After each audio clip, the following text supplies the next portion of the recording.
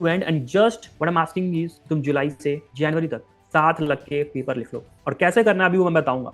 लग के बैठना पड़ेगा मेरे साथ, टेस्ट लिख के आना पड़ेगा और डिस्कस करना पड़ेगा, पीछे लगना पड़ेगा, ठीक है। और मैं कुछ बोलूं कि अगर आपको ये चीजें करनी है तो वो करनी है। वो जो आप लिख रहे हो वो आपको क्या एग्जाम निकाल के देगा? उसके लिए क्या चाहिए? कॉन्स्टेंट इवेल्युएशन चाहिए और उसके ऊपर फीडबैक पे डिस्कशन चाहिए ताकि आप इंप्रूव कर पाओ। लिख तो वो भी रहे हैं जो 4 बार से मेंस दे रहे हैं और उससे क्या सिलेक्शन हो जा रहा है? नहीं हो रहा है। आपको फीडबैक लेना पड़ेगा ऑल। और उसके ऊपर ये जो सारी चीजें हैं ना, इसके ऊपर the mentor support, that is हर एक पॉइंट पे you will have to let's say mentor से क्या गाइडेंस है क्या नहीं है, वो सारी जो चीजें है ना, वो जो है दैट डिसाइड्स कि आप एक इकोसिस्टम का पार्ट हो। That is why. और आप स्मैश इकोसिस्टम से बाहर हो ना तो आपको लग जाएगा 3 साल एग्जाम निकालना। स्मार्ट गाइज पहली बार में देते हैं, कुछ गलती होती है जीएस में, उसको सही करते हैं, पता चलता है। दूसरी बार में ऑप्शनल में गलती हो गई, तीसरी बार में ऐसे में नंबर नहीं आया, तो मोटा मोटा घूम फिर के एग्जाम निकाल लेते हैं। But do you want to take that risk? Do you want let's say to make this preparation a 5-year plan? So let's start this webinar. Now this particular webinar is the orientation session for Smash Means 2026, right? Or this is specifically for the July batch.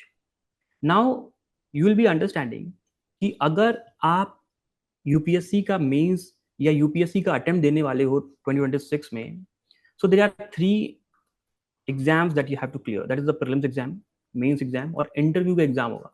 3 stages of this particular exam जो आपको clear करना होगा। And अगर आपको ये पता हो कि it is the mains which decides your name and rank in the list, right? That is why preparing mains before the prelims is very important, क्योंकि अल्टीमेटली आपके मेंस के मार्क्स जो है वो फाइनल मार्कशीट में जुड़ने वाले हैं and that is going to decide your fate. Now let's understand this कि ऑल ऑफ यू हियर जो कि इस वेबिनार को अटेंड कर रहा है वो चाहता है कि मेंस के एग्जाम को क्लियर करे। Philosophy of the smash mains programme it goes beyond just clearing the mains examination. और ऐसा मैं क्यों बोल रहा हूं कि अगर आप देखोगे ऑल दोज पीपल जो मेंस के एग्जाम को क्लियर भी करते हैं, there lot of people who are not able to clear it first of all, right? But फिर भी जो लोग क्लियर कर पा रहे हैं एग्जाम को लेट्स से विथ 10 प्लस या 15 प्लस मार्क्स से, कट ऑफ से जस्ट 10 नंबर 15 नंबर के बाद भी अगर वो क्लियर कर रहे हैं, so they are not able to let's say get the rank in the list, name in the list, right? So the philosophy of the Smash Mains program is कि आप अगर मेंस को क्लियर करो ना, let's say if 729 is the cut off this time, तो आप mains को कम से कम 50 नंबर से ऊपर क्लियर करो, राइट? और इस बड़े मार्जिन से क्लियर अगर आप मेंस करोगे तभी आप एक एक्सपेक्ट कर सकते हो कि आपको एक अच्छी रैंक मिल पाए जिससे आप सेटिस्फाई हो, राइट? और उस रैंक पाने के लिए और 800 के आसपास मेंस में नंबर लाने के लिए जीएस का पेपर जो है बहुत बड़ा रोल प्ले करता है और उसमें 450 नंबर के अगर आप आसपास लेके आ पाओगे then you are done, right? तब यू कैन थिंक ऑफ कि यस एग्जैक्टली आप टॉप 10 के अंदर रैंक ला सकते हो, टॉप 20 के अंदर रैंक ला सकते हो। And this is what we do in our smash mains program. और अगर आप स्मैश मेंस प्रोग्राम के पार्ट हो उसके बाद आपको कहीं जाने की जरूरत नहीं है। This is what we do, right? और not only this, a lot of I will say कि स्मैश की जो फिलॉसफी है which goes beyond just clearing of the mains exam, that is why lot of rankers are joining us, right? बहुत सारे rankers हमें join करते हैं। अगर आप देखोगे इस साल जो 2025 में मेंस का एग्जाम है, around 70 plus rankers are there with us जो कि इस बार एग्जाम दे रहे हैं हमारे साथ लग के रैंक इंप्रूवमेंट के लिए, right? So this itself shows कि हमारी जो फिलॉसफी है वो रैंक इंप्रूवमेंट कराने की है, रैंक लाने की है, न कि सिर्फ एक मेंस के एग्जाम को क्लियर करने की है। और there are lot of people जो अभी तक मेंस एग्जाम को क्लियर भी नहीं कर पा रहे, we go beyond that, right? और अभी तक जो हमारा स्मैश मेंस प्रोग्राम था वो सिर्फ और सिर्फ rankers, interview guys, multiple mains guys के लिए खुला था। क्यों? क्योंकि वो अपने साथ कुछ ना कुछ टेसिट नॉलेज लेके आते थे, हम उनके ऊपर बिल्ड करते थे, उनको रास्ता दिखाते थे, the nuances that we tell, उसके ऊपर वो इंप्रूव करते थे और रैंक लेके आते थे, नंबर इंप्रूव करके आ पाते थे, ठीक है? This time we have opened this program for all the beginners as well. After making Smash Means program को एक इकोसिस्टम बनाने के बाद, स्टूडेंट्स की हर एक प्रॉब्लम को एनालाइज करने के बाद और हर एक प्रॉब्लम को किस प्रोसेस वाइज हम इंप्रूव करेंगे, उसके लिए क्या जरूरत है, उसके लिए क्या कंटेंट चाहिए, उसके लिए क्या टाइम टेबल होना चाहिए, मेंटर सपोर्ट क्या होना चाहिए, वो सारी चीजों को क्रोनोलॉजिकली स्ट्रक्चर करने के बाद we have come up with this program called Smash Means 26 program, जिसमें we have allowed the beginners also this time, right? तो after working with lot of rankers, अगर आप देखोगे तो जैसे मैंने बताया कि 70+ रैंकर्स आर आल्सो देयर अभी के इस टाइम पे। अगर आप देखोगे तो the result of the Smash mains program Animesh Pradhan हो गया, चाहे पवन दत्ता हो गया, इस बार आप देखोगे लवन्या गौर हो गई 57th रैंक, हर्षिता हो गई, अब हमारे पास सुमित हो गया, these all people are taking sessions also. Archit is a part of smash program this year, he is teaching for 2025 student जो कि मेंस देने वाले हैं, अपनी स्ट्रेटजी बता रहा है। So if you see, he after working with lot of rankers, what we have analyzed as a mentor, as an institution, what we have analyzed is कि toppers they are made, they are not born. There is a deliberate effort which is required to put in order to get a good rank. कुछ भी random नहीं है, कुछ भी random नहीं है। जो हमने प्रोग्राम इस स्नैश बनाया है इसमें कुछ भी रैंडम नहीं है। हर एक चीज, हर एक पिलर को जब जहां होना चाहिए वहां डाला है, राइट। राइट स्ट्रैटेजी के साथ, इसके बाहर आपको कुछ नहीं जाना, right. If you will see कि द टॉपर्स जो है they are actually made, they are not actually born. और उसका जो सिंपल सा अगर मैं आपको एग्जांपल दूं ना, तो that is the journey of Animesh Pradhan. आप देखोगे फरवरी 2022 में जब वो हमारे पास आया, he was writing like this. अब आप देखो यहाँ पे ना स्ट्रक्चर है ढंग का, ना कंटेंट है ढंग का, ना पूरा आंसर कंप्लीट कर पा रहा है, इवन टाइम लिमिट में भी नहीं लिखा होगा। तो this, from this till here, अगर आप देखोगे मेंस एग्जाम के जस्ट पहले ही writing answer like a top. एक साल के अंदर इतनी बड़ी जर्नी को कंप्लीट करना itself is a challenging task. और उसके लिए आपको एक इकोसिस्टम से होके गुजरना पड़ता है, एक प्रोसेस से होके गुजरना पड़ता है, तब जाके आपकी कैपेबिलिटी जो है वो डेवलप होती है। And not only this, if you will see, if you will see this year toppers Lavanya Gaur, ठीक है, रैंक 57 दिस ईयर। उसकी कॉपी में दिखाऊं तो ये रही उसकी कॉपी, राइट। अब एक स्टूडेंट जो बिगिनर है, या जिससे थोड़ा बहुत उसको एक दो अटेम्प्ट दिया हुआ है बट उसका मीन्स क्लियर नहीं हुआ, उसके लिए सिर्फ ये एक आंसर है एक क्वेश्चन का, जो कि क्वेश्चन यहाँ है। बट एक आंसर को लिखने के लिए लॉट ऑफ ब्रेन स्टॉर्मिंग यहाँ हो रही है, आप देख रहे हो। This is the deliberate effort, जहां पे लगातार हम फॉल्ट फाइंडिंग, कोर्स करेक्शन करके उसके लाइन ऑफ थॉट को बेटर करते जा रहे हैं। और उसका जो रिजल्ट है ना, वो यहाँ आपको दिख रहा है, इस कॉपी में दिख रहा है। अगर आप देखोगे तो एग्जैक्टली जो ब्रेन स्टॉर्मिंग यहाँ हुई है आंसर को लिखने से पहले, वो अपनी कॉपी में यहाँ रेप्लीकेट करके लेके आ रही है। And this is not random hit and miss कि क्वेश्चन आया और कर दिया। दिस इज डेलिबरेट एफर्ट लगा है, हर एक चीज के लिए डेलिबरेट एफर्ट लगा हुआ है। And that is why this smash mains program जो है वो रैंकर्स लेके आता है, और रैंकर्स उसको ज्वाइन करते हैं। आगे से बढ़ के मैसेज आता है हमारे पास कि we want to join this smash mains program, we want to improve marks in ethics, we want to improve marks in जीएस3, right. So all these things happen. और पिछले 1 से 1.5 साल के लगने के बाद कि how we can make this program a beginner friendly program, जहां पे बच्चा, एक स्टूडेंट आए और साल भर के अंदर मेंस में इतना सॉलिड हो जाए कि अगर वो प्रीलिम्स निकाल रहा है ना, तो मेंस जरूर निकाले। तो उस हिसाब से प्रोग्राम को डिजाइन करने के बाद we have launch this particular program for the beginners also, right. So I was at कि toppers are made, they are not born. तो ये जो आप देख रहे हो ना, ये डेलिबरेट एफर्ट लगा हुआ है, ये हर एक क्वेश्चन के साथ लगा हुआ है। और हमारे जो भी रैंकर्स आते हैं, हमारे प्रोग्राम से जो भी रैंकर्स आते हैं, हम उनके साथ सिर्फ और फोटो खींच के सोशल मीडिया पे नहीं डालते। उनका एक्चुअली क्या एनालिसिस था, उनकी जर्नी क्या था, ये हम यहाँ दिखाते हैं, अनलाइक द अदर पीपल जो भी बाहर हो रहा है। If you see this, so we are more process oriented अगर आप देखोगे तो। एंड लेट्स थिंक दिस कि अगर एक बिगिनर जो लड़का है, जैसे एक बिगिनर स्टूडेंट जो अपनी तैयारी शुरू कर रहा है, ठीक है, तो बिगिनर के बाद रैंकर बनने के अलावा वो क्या हो जा रहा है, वेटरन बन जा रहा है।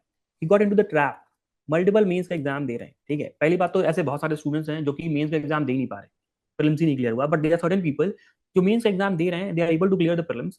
बट अगर आपका मेंस रेडी नहीं है, अगर आपका मेंस के नुआंसेस प्रिपेयर्ड नहीं है, तो आप इस ट्रैप में फंस जाओगे, जिसका सीधा एग्जांपल आपके पास स्क्रीन में है कि there is this student and not this student. मेरे पास मल्टीपल ऐसी मार्कशीट्स है, रोज ही हमारे पास मार्कशीट आती है 3 मेंस 4 मेंस की, कि देयर आर स्टूडेंट्स, अगर आप देखोगे 2020 में एग्जाम दिया, 21 में एग्जाम दिया, 22 में एग्जाम दिया, 23 में एग्जाम दिया, और मार्क्स अभी भी कभी भी एक भी बार इंटरव्यू नहीं दे पाए, एक भी बार मीन्स नहीं क्लियर हुआ। इसका सिंपल सा रीजन है कि आप प्रोसेस फॉलो नहीं कर रहे हो, आपको राइट स्ट्रैटेजी नहीं मिली, राइट गाइडेंस नहीं मिला, आप एक इकोसिस्टम के अंदर इंटर नहीं किए, आपके पास फीडबैक लूप नहीं है, फीडबैक लूप जिससे आप इंप्रूव कर पाओ, आपके पास मेंटर नहीं है जो सही टाइम पे क्या करना चाहिए वो सारी चीजें बता पाए, राइट। और जिसकी वजह से आपने अपना पहला अटेम्प्ट दिया, जिसमें आपने प्रीलिम्स निकाल लिया बट मेंस नहीं निकाल पाए, और जैसे ही आप मेंस नहीं निकाल पाओगे आप लूप में फंस गए।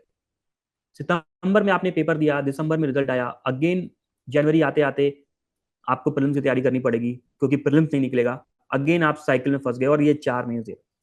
Now this student, particular student 2023 का मेंस देने के बाद, ठीक है, it took a year gap, और 2025 में अभी हमारे साथ मेंस दे रहा है, और आई एम डैम श्योर कि एग्जाम को निकालेगा बिकॉज इसकी राइटिंग स्किल्स एक नेक्स्ट लेवल पे पहुंच गई हैं, बहुत क्लोज पहुंच गई है एग्जाम को निकालने। सो this is journey of many students, right. और अगर आप देखोगे वही बहुत सारे स्टूडेंट्स हैं, वैसे बहुत सारे स्टूडेंट्स हैं जो आते हैं तैयारी को और निकाल के चले जाते हैं एक बार में। हो सकता है अगर पहली बार में प्रीलिम्स क्लियर हुआ तो पहली बार में मेंस निकाला, इंटरव्यू निकाला, साइकिल से बाहर। 3 बार से प्रीलिम्स नहीं निकल रहा है, बट चौथी बार जब प्रीलिम्स निकला, मेंस निकल रहा है, इंटरव्यू निकल रहा है, रैंक ला रहे हैं बाहर साइकिल से। सो ऐसा वो क्या कर रहे हैं वो समझेंगे, और उनको हम कैसे गाइड करते हैं, किस तरीके से प्रोसेस से उनको गुजरना होता है, और हमने अपना स्मैश मेंस प्रोग्राम उसकी पिलर्स पे डिजाइन किया है, और कैसे ये प्रोग्राम आपको हेल्प करेगा ये आपको समझना।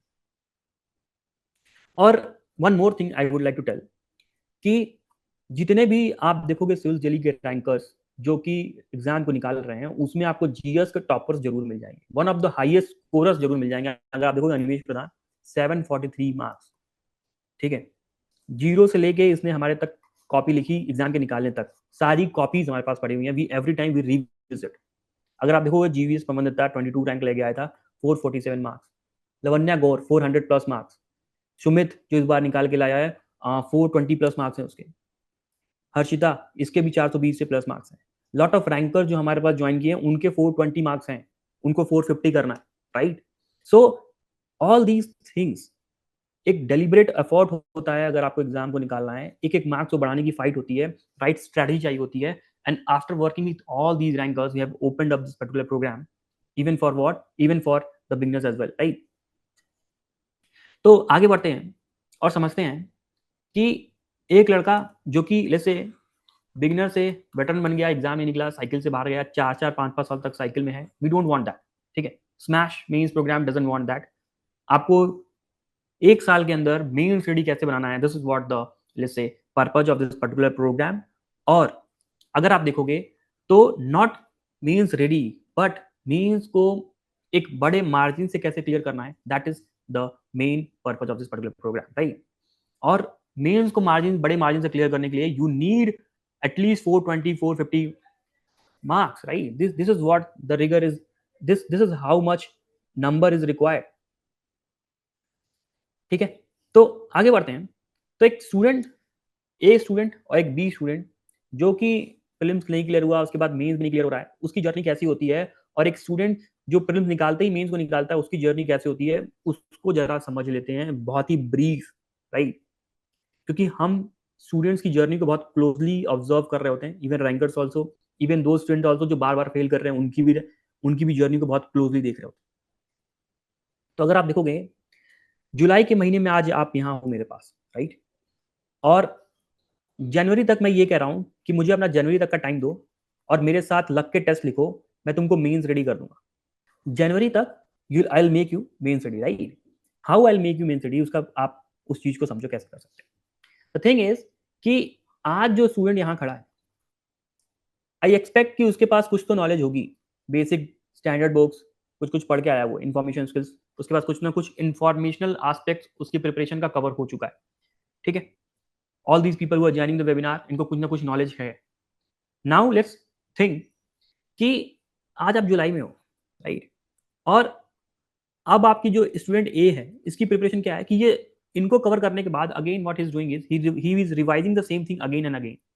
मतलब क्या हो रहा है कि इसने बेसिक बुक, स्टैंडर्ड बुक पढ़ी, क्वेश्चन को लगाने गया, क्वेश्चन नहीं लगा, इसको लगा कि मेरी रिवीजन कम है, वापस इस बुक पे फॉल किया, ठीक है, वापस इस बुक पे आके फॉल किया, इसको रिवाइज किया, वापस गया, देखा नहीं हो रहा क्वेश्चन, कंटेंट की कमी लग रही है, डिकोड नहीं कर पा रहा क्वेश्चन, तो ये बार बार इसी को रिवाइज कर रहा है।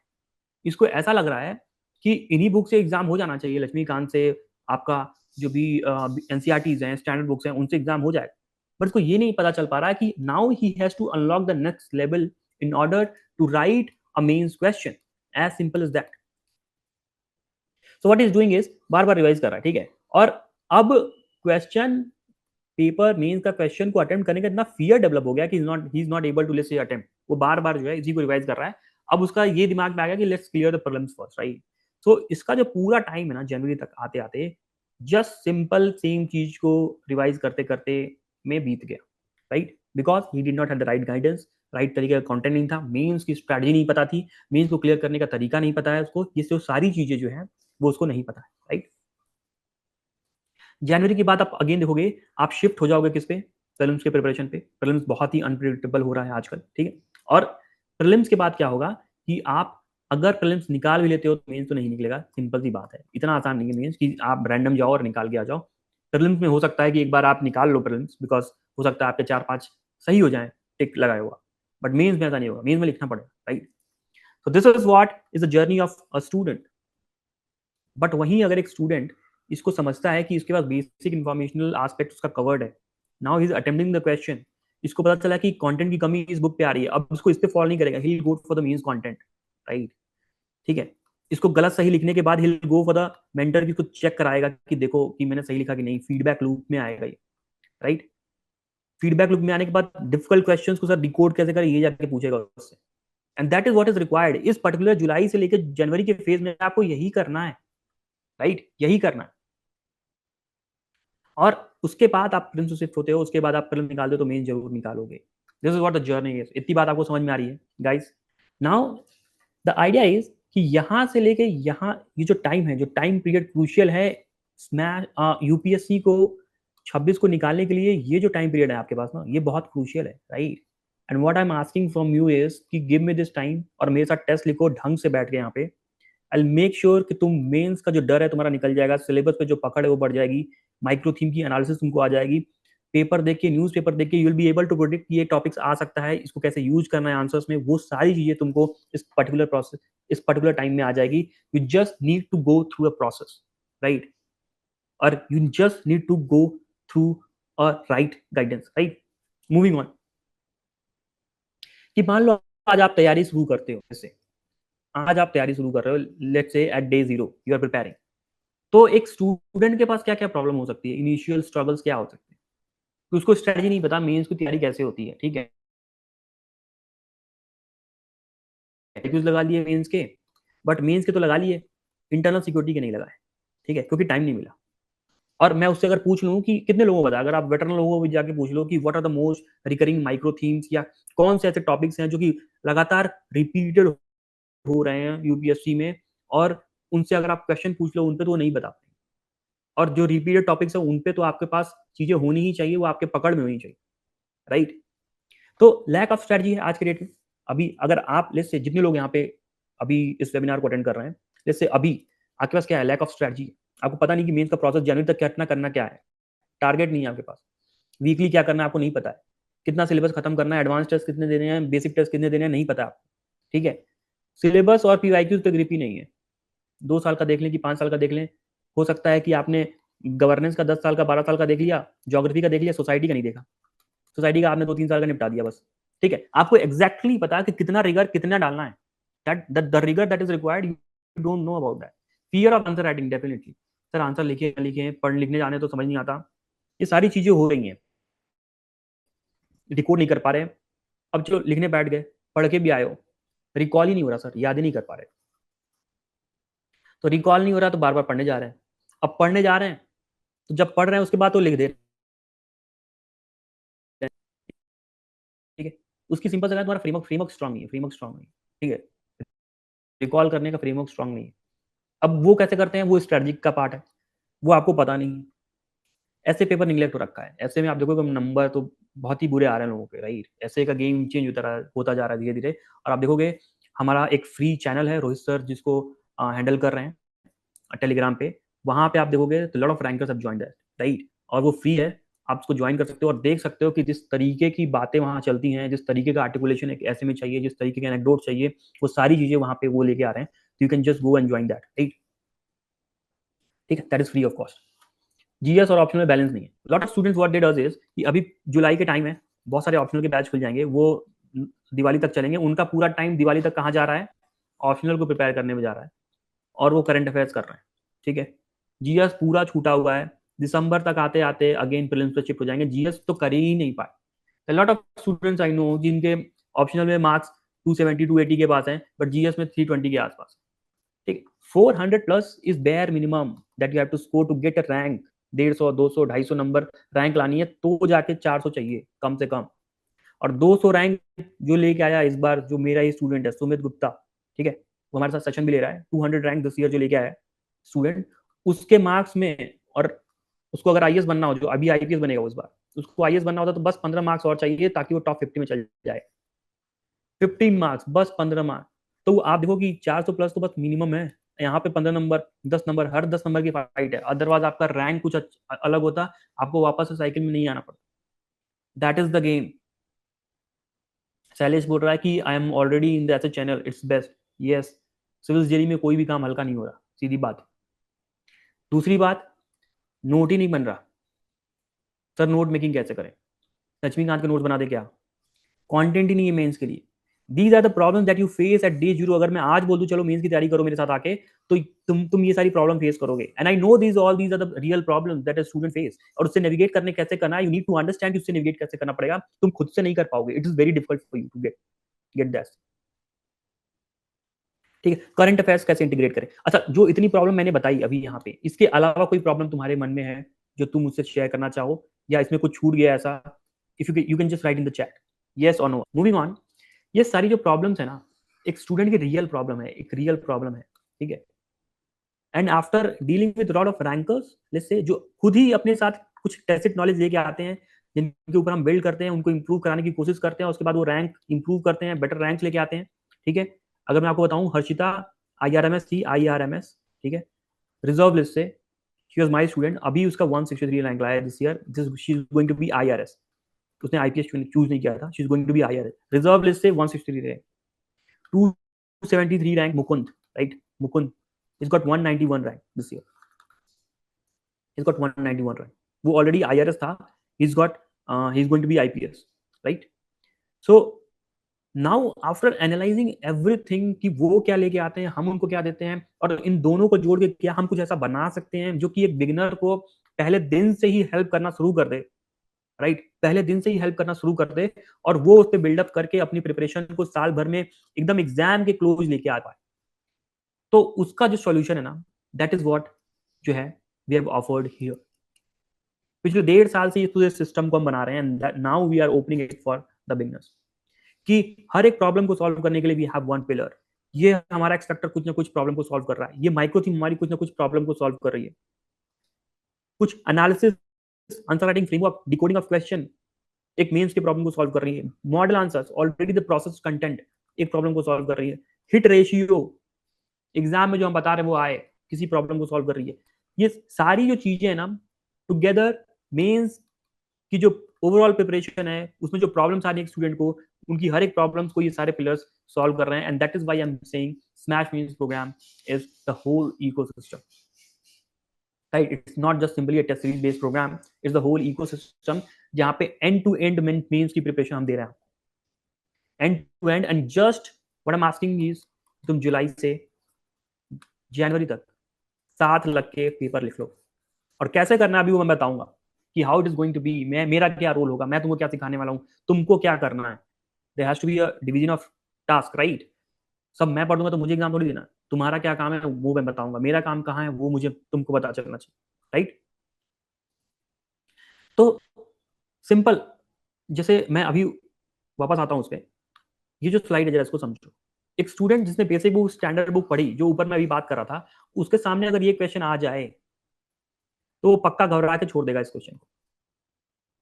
अगर आप देखो क्या पूछा है question, policy contradiction among various competing sectors and stakeholders have resulted in inadequate protection and prevention of degradation to the environment, comment with relevant illustrations.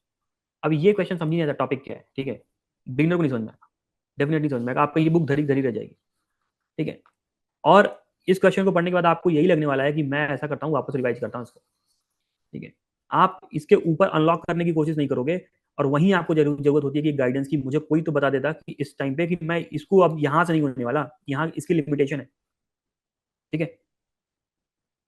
somebody is writing कि my blunder is it 14 months and not able to done with my core subjects properly, will this program fix it? Definitely we are going to do this only. We'll be able to fix your problem. All these problems I'm coming up with, अभी सब सारी चीज discuss करने वाला हूँ मैं. इतना आपको समझ में आ रहा है? So this is what happens, right? अब यहाँ पे you need a guidance कि एक लेवल और अपने आप को पुश करो एंड ये चीज करो. कोई राइट टाइम पे राइट चीज बता दे, आप निकल जाओगे अगर आप मेहनती हो तो, राइट? मूविंग ऑन, हमने इसकी बात की कि कैसे हर एक प्रॉब्लम मीन्स में जो आप डे जीरो में प्रॉब्लम को फेस कर रहे हो ना, उसको कैसे हम पूरी तरीके से सॉल्व करते हैं. और हमने ये कैसे किया है after having mentoring lot of rankers as well, जो खुद कुछ लेके आते हैं अपने साथ, अपनी टेसिट नॉलेज, अपना पुराना जो पढ़ा हुआ है, और उनको हमने अपने एक्सपीरियंस के साथ जोड़ के दोनों चीजों को एक बिगिनर कैसे हेल्प को किया जा एक बिगिनर को कैसे हेल्प किया जा सकता है हर एक स्टेज पे, उसके बेसिस पे दिस प्रोग्राम को हमने डिजाइन किया है. और दिस प्रोग्राम की फिलॉसफी गोज बियॉन्ड कि कैसे आप जो है नॉट ओनली आप मेंस को क्लियर करो, बट 40 नंबर 50 नंबर ऊपर जाके बियॉन्ड दैट आप कट ऑफ क्लियर कर रहे हो. ठीक है, मैं एक एक पिलर पे भी आने वाला. ठीक है, तो वाई चूज स्मैश. ठीक है, why you should choose smash and why, अगर आप स्मैश को चूज नहीं करते, you are working against you only, right? As simple as that. क्योंकि मीन्स की कहीं इस तरह की कॉम्प्रिहेंसिव ऑल इन इनकम्पासिंग चीज नहीं अवेलेबल है. ठीक है, now if I have to choose a program जो मुझे हेल्प करे to achieve my dream, let's say to clear the UPSC. So मेरे लिए मैं 3 पैरामीटर्स को लेट्स से जो है देखूंगा कि अगर मान लो मुझे स्मैश को चूज करना है, लेट्स से मैं चाहता हूं कि मेरी मेंस की प्रिपरेशन बढ़िया हो and I want to choose smash program, right? So I would see कि प्रोग्राम रिजल्ट देता है कि नहीं देता है. So there is a consistent result that smash mains gives. अगर आप देखो कि हर साल रिजल्ट आ रहे हैं और हर साल you will find rankers coming in, not only rankers coming in from the let's say program, but rankers join करते हैं कि वो और बड़े रैंकर बन जाए. Getting my point? और रैंक इंप्रूव कर ले. तो that's the first game, right? That's the first game. और उस पे तो हमने एकदम सॉलिड काम किया हुआ है. There is nobody like us. There is nobody like smash program. There is no program in comparison to the smash program in the whole this UPSC preparation industry. So consistent result is one of the thing that we gave, right? इस पे हमारा non negotiable है. और that is why the result that we gave is कि उसके ही वजह से rankers coming up and asking us कि से हम ज्वाइन करना चाहते हैं. We have lot of screenshot, we don't want to share all these things. These are. दूसरी बात कि हिट रेशियो जो आज पढ़ा वो एग्जाम में आएगा कि नहीं आएगा, जो हम पढ़ रहे हैं वो एग्जाम में आएगा कि नहीं आएगा, राइट? और अगर आप स्मैश से जुड़े हो, आप हिट रेशियो हमारी जिम्मेदारी हो जाती है. वो हमारी जिम्मेदारी, because we have to make our program better. तो that is why we are working in a way कि हिट रेशियो आ पाए. जो हम बना रहे हैं क्वेश्चन, उसके थीम्स दिखे एग्जाम में, उसकी थीम्स एग्जाम में दिखे और आपने उस पर क्वेश्चन सॉल्व किया है, हमारे साथ टेस्ट लिखा है लग के, तो आपको वो वहां पे आए लिखना. न केवल थीम्स बट डिमांड्स भी. जो चीजें नहीं आ सकती हैं, जो चीजें नहीं आएंगी, वो भी हम बताएंगे कि how how you can tackle that, right? तो hit ratio is the second thing कि अच्छा ऐसे क्वेश्चंस आ रहे हैं. जैसे सपोज आप बुक कैसे चूज करते हो? How do you choose a book? इसको पढ़ना है, लक्ष्मीकांत चूज क्यों करते हो? कि उससे क्वेश्चन आ जाते हैं, राइट? That's the game, right? तो hit ratio is the second most important parameter if you are choosing any program. यहाँ पे आप अपनी मेंस की प्रिपरेशन करना चाहते हो तो choose the second most important, the second most important pillar to choose any program is the hit ratio. और तीसरा, the ecosystem that smash means provide. अब वो इकोसिस्टम कैसा, अभी मैं पूरा ढंग से एक्सप्लेन करने वाला हूँ, बट उसके पहले इस बात को समझो कि जो इकोसिस्टम है ना, इकोसिस्टम आपको प्रोसेस ओरिएंटेड बनाता है, राइट? और एग्जाम को निकालने का पूरा प्रोसेस है. आप आउटकम ओरिएंटेड बन के सिर्फ मोटिवेशन के भरोसे नहीं रह सकते. ठीक है, रिगर लगाना पड़ेगा, लग के बैठना पड़ेगा मेरे साथ, टेस्ट लिख के आना पड़ेगा और डिस्कस करना पड़ेगा, पीछे लगना पड़ेगा. ठीक है, और मैं कुछ बोलूं कि अगर आपको ये चीजें करनी है तो वो करनी है. अगर आप स्किप कर रहे हो तो फिर वो अपने साथ आप घाटा कर रहे हो, right? That's the game. So we are going to, these are the 3 important parameters जिस पे आप किसी चीज को रिलाई करते हो. एंड दिस इज व्हाट, ये किस पे हमने ये जो पॉइंटर्स हैं, जो रीजंस हैं, ये हमने डिराइव कहां से किया? From the rankers only. कि why they choose us, right? It is because of these things, right? And why a beginner should choose us? It is because of these things only, right? अगर एक ranker जो choose कर रहा है तो beginner को भी यही सारे पैरामीटर देखने चाहिए टू चूज अस, राइट? तो कंसिस्टेंट रिजल्ट पे मैंने बात करी थी. हिट रेशियो की मैं बात बताता हूं आपको कि अगर आप देखोगे इधर स्मैश का हिट रेशियो 70% से ऊपर है, ठीक है। दे आर सब्जेक्ट्स यहाँ पे 80% भी है, दे आर सब्जेक्ट्स यहाँ पे 65% भी है। ओवरऑल आप देखोगे तो जीएस 1 2 3 4 मिला के 70% का क्वेश्चन आपको हिट रेशियो मिलता है। मतलब क्या कि 20 क्वेश्चन है ना, तो 14 क्वेश्चन आपको दिखेंगे कि आपने किया है, हमारे साथ साल भर लग के ऐसा काम किया हुआ है, लिखा है आपने पेपर, हमारे साथ माइक्रो थीम्स की एनालिसिस की है, उसके बेसिस पे आपको थीम्स मिलेंगे वहां पे। और मेंस प्रिडिक्टेबल है, राइट, हद तक predictable. And thanks to the micro theme analysis जो बैक एंड में हमने किया हुआ है, और उसकी booklet freely available in the market, right. If you see, these are the 2024 का क्वेश्चन और स्टिल जेली की FLT mapping, this is one of the screenshot जो अपने ब्रोशर में लगाते हैं। बाकी पूरी बुकलेट जीएस 1 2 3 4 के जो मॉडल आंसर हमने रिलीज किए हैं उसमें सब कुछ बता के दिया हुआ है कि ये क्वेश्चन कैसे हमारी टेस्ट सीरीज से जो हमने प्रेडिक्ट करके बनाई थी उस पर आया हुआ है, और वो सारी जो आपको दिखेगा वहां पे हर एक चीज डॉक्यूमेंटेड है, राइट। तो now the brain behind this is कि हिट रेशियो बनाते कैसे, ऐसे थोड़ी कि हमारे पास रैंडम दिमाग आया और हमने लगा दिया कि चाहिए क्वेश्चन आ सकता है, लगा दिया टिक, चलो इसको डाल देते हैं। This is not we decide, right, this is not we decide.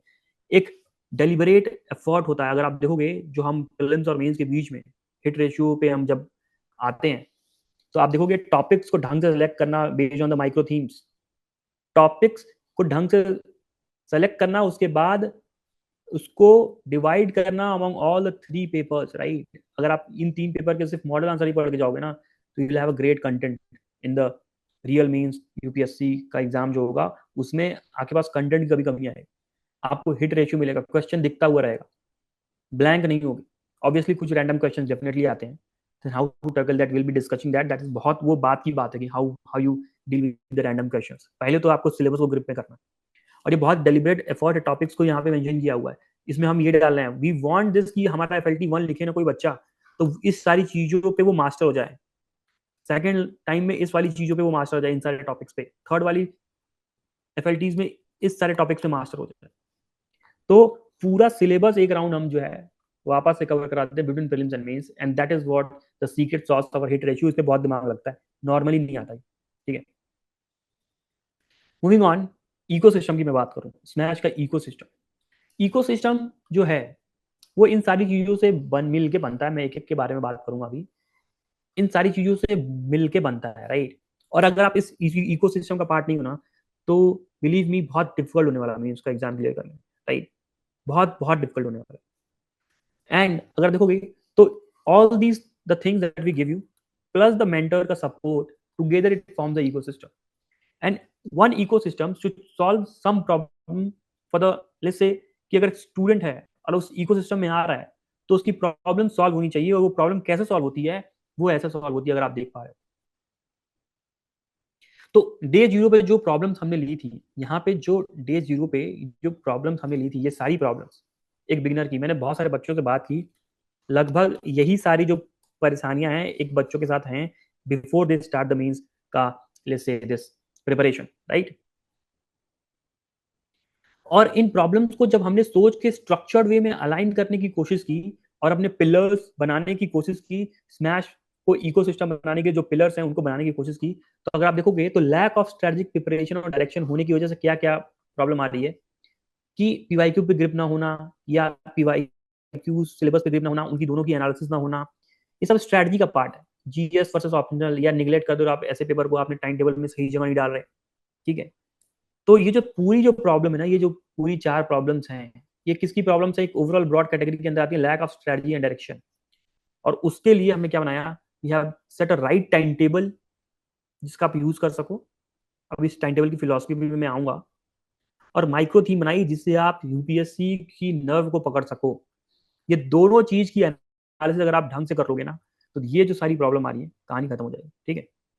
इस पूरा प्रॉब्लम सॉल्व होने वाला है, ठीक है। इनका very let's say positive about it, ठीक है। कंटेंट और material gaps, we found a lot of students have content and material gaps. तो कंटेंट का पूरा जो मेंस का जो कंटेंट है जिससे आप अपने मेंस के क्वेश्चंस को देख के ऐसा ना लगे कि आपको क्या ही आ गया, तो हम कभी पढ़े ही नहीं, उसको सॉल्व करने के लिए we made the X factor note very extensively. अगर आप देखोगे हमारे एक्स फैक्टर नोट जो मार्केट में फ्रीली अवेलेबल है, you find the depth in that. उसके अंदर आप देखोगे नंबर ऑफ पॉइंट्स जो है मल्टी डायमेंशनल है, मोर नंबर ऑफ पॉइंट्स। नाउ हमसे बहुत सारे स्टूडेंट पूछते हैं सर इसमें तो बहुत बल्कि है, सर ये तो बहुत बड़ा है, इसमें 8-10 पॉइंट लिखे हैं, हम तो 3-4 से ज्यादा पढ़ नहीं सकते। अरे वो पॉइंट जनरेट करने का फ्रेमवर्क होता है जो आपको पीडीएफ नहीं दिखेगा, उसको मेंटर बताएगा बैठा के, this is how you have to generate points, और इस तरीके से पॉइंट जनरेट होकर आ रहे हैं, that will be so easy for you to pick up from that, right. और कंटेंट अगेन, अगर देखो करंट अफेयर्स का इंटीग्रेशन कैसे कैसे, नोट कैसे बनाएं, लैक ऑफ कंटेंट है, तो ये आप बर्निंग इशू जो है हमारा, जैसे करंट अफेयर्स की मैगजीन है बर्निंग इशू हमारी। Important issues of the month, 20 important issues of the month जो कि ऑफन ओवरलुक्ड कर दिए जाते हैं इन जैसे अदर, आप देखोगे कि जो भी करंट अफेयर्स की मैगजीन होती है उसमें जो ऑफन ओवरलुक्ड हो जाते हैं उनको प्रिसाइजली मेंस के लिए पकड़ के ना हम यहाँ पे बना के रखते हैं, राइट। प्रिसाइजली मेंस के लिए पकड़ के रखते हैं इसको, ताकि मेंस का गेम छूट ही ना पाए। उसके बाद हमारे पास समाचार मंथन भी है, that is also it is available, right. वो न्यूज़पेपर के बहुत क्लोज है, हर वीक आता है, एक स्मॉल पीडीएफ हर वीक आ रही है जिसमें प्रीलिम्स और मेंस दोनों का चीजें रखी हुई हैं, राइट। और उस पर क्वेश्चंस हैं, 5 क्वेश्चंस आपको मेंस के लिखने हैं ताकि आपका करंट अफेयर्स पर ग्रिप बन जाए। और अनिमेश ने ये किया था, हर हफ्ते वो टेस्ट लिख रहा है समाचार मंथन के, करंट अफेयर हर हफ्ते पे बार बार लिख रहा है, वो हर हफ्ते लिख रहा है 5 क्वेश्चन, अगेन अगले हफ्ते भी लिख दिया।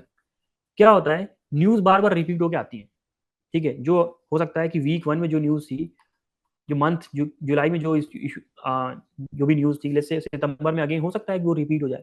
और यहाँ पे अगर सेम क्वेश्चन आ जाएगा तो जो यहाँ कंटेंट लिखा था वो यहाँ आ गया, अब वो कंटेंट उसकी मसल मेमोरी में आ गया दोबारा लिखने से। तो करंट अफेयर्स पे क्वेश्चन बार बार लिखने से क्या होता है ना कि करंट अफेयर्स के डेटा फैक्ट्स जो भी नैरेटिव चल रहा है उस सब पे प्रैक्टिस बहुत तगड़ी हो जाती है। और आप अनिमेश की कॉपी देखोगे ना, वैसी कॉपी अभी बहुत कम टॉपर्स की है, मतलब एक दो ही आप नाम ले सकते हो जैसे कि उसकी जैसी कॉपी अभी आपको मिलेगी नहीं। और उसका सिंपल सा रीजन यही है कि वो एक प्रोसेस से गुजर के गया है, तब वैसा वो बन पाया है, उसकी कॉपी में वो फ्लो, वो कंटेंट तभी आ पाया। इतना आसान नहीं है, आपको प्रोसेस से गुजरना पड़ता है, ठीक है। You have to go through the process, तब जाके आप जो है, आप ये सोचो कि जैसे यहाँ पे बहुत सारे ऐसे स्टूडेंट होंगे जो 2 साल से तैयारी कर रहे होंगे, ठीक है, या 1 साल से तैयारी कर रहे होंगे, ठीक है। और आपने जैसे जीरो से तैयारी शुरू की थी और आपको आज 1 साल हो गया, 1 साल में कि इस तैयारी के प्रोसेस में आप कितने ट्रांसफॉर्म हो गए। ये सोचो, आपका अंडरस्टैंडिंग का लेवल बदल गया है, आपने पॉलिटी पढ़ ली, आपको अपने राइट्स पता चले गए हैं, आपका आर्गुमेंट करने का तरीका अलग हो गया है, ठीक है। तो आपने अपने आप को सिर्फ एक प्रोसेस में डाला, अपने तरीके से जितना भी आप खींच के लाए, आपने अपने आप को एक प्रोसेस में डाला 1 साल के लिए, you now you are transform, but you just have to transform, कि इतना आपको ट्रांसफॉर्म होना कि आप एग्जाम निकाल लो, right. And that requires a kind of help, a guidance, right. तो कंटेंट का गैप खत्म कर दिया हमने, एक्स फैक्टर एक्सटेंसिवली मेड है, बर्निंग इशू एक्सटेंसिवली बहुत तगड़े से क्लियर किया हुआ है, ठीक है। और आप देखो आंसर राइटिंग का issue, the lot of students को आंसर राइटिंग में इशू है, डिकोड नहीं कर पा रहे, फियर ऑफ आंसर राइटिंग है, डिकोड नहीं कर पा रहे, रिकॉल नहीं कर पा रहे, ये सारा जो इशू है ना, रिकॉल नहीं हो रहा, फ्रेमवर्क्स का इशू है, फ्रेमवर्क नहीं आपके डेवलप्स हैं, ठीक है। स्टेक होल्डर अप्रोच नहीं लगाने आता आपको, कॉम्पोनेंट अप्रोच नहीं लगाने आता आपको, आपको स्टेपल अप्रोच नहीं लगाना आता आपको, पाइस अप्रोच नहीं लगाने आ रहा पॉइंट जनरेट करने के लिए, जिसके बारे में अभी मैं बात करूंगा थोड़ा डिटेल में, ज्यादा नहीं जाऊंगा।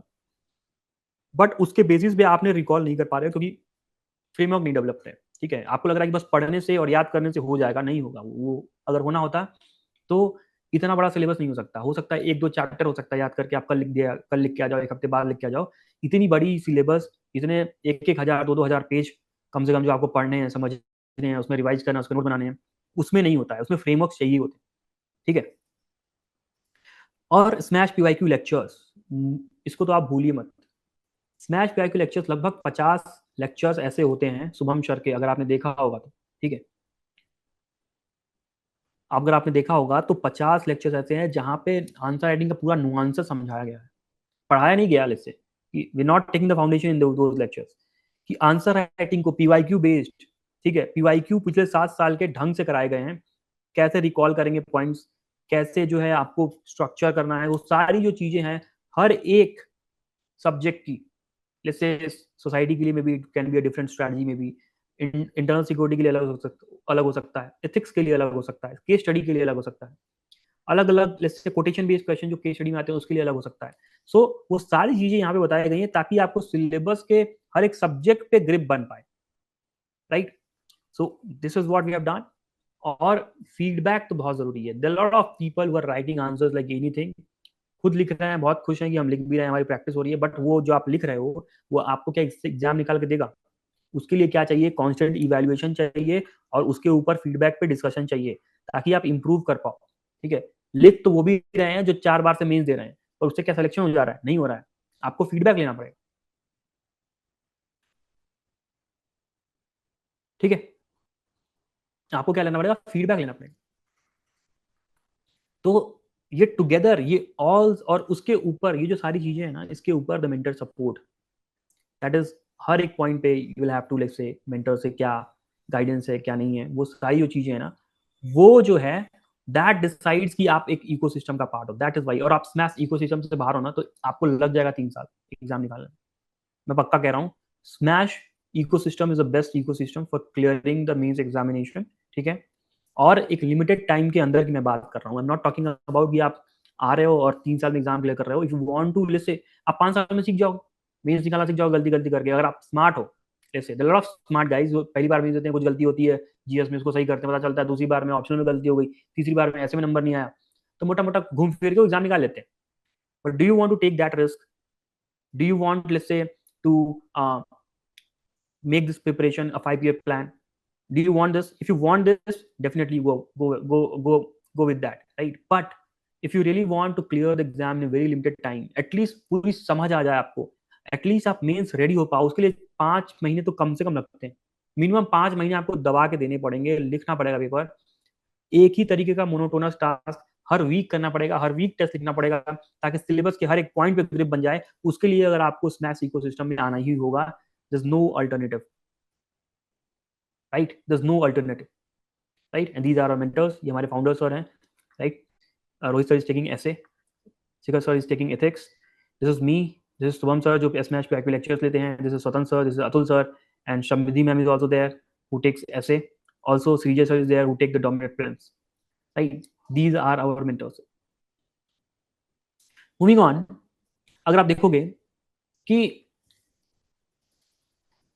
अब कैसे ये सब जो सारी चीजें दे दी हम, ठीक है, अब क्या कोर्स खरीदने से, कोर्स लेने से क्या मतलब आपको आ जाएगा, क्या एग्जाम निकल जाएगा?